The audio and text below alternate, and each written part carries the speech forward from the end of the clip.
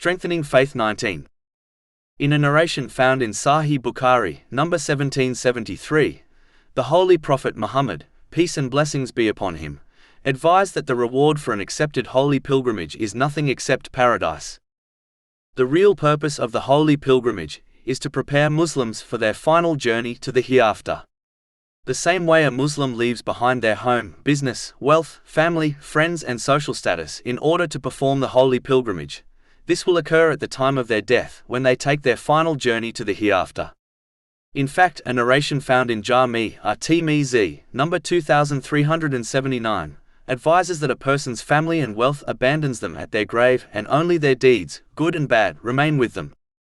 When a Muslim bears this in mind during their holy pilgrimage, they will fulfill all the aspects of this duty correctly.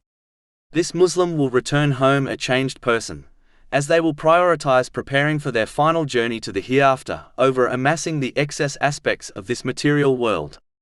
They will strive in fulfilling the commands of Allah, the Exalted, refraining from His prohibitions and facing destiny with patience according to the traditions of the Holy Prophet Muhammad, peace and blessings be upon him, which includes taking from this world in order to fulfill their needs and the needs of their dependents without waste, excessiveness or extravagance.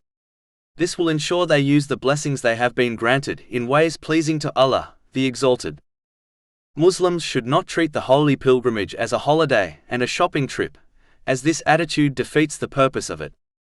It must remind Muslims of their final journey to the hereafter, a journey which has no return and no second chances. Only this will inspire one to fulfill the holy pilgrimage correctly and prepare adequately for the hereafter. The one who behaves in this manner will be led to paradise by their holy pilgrimage.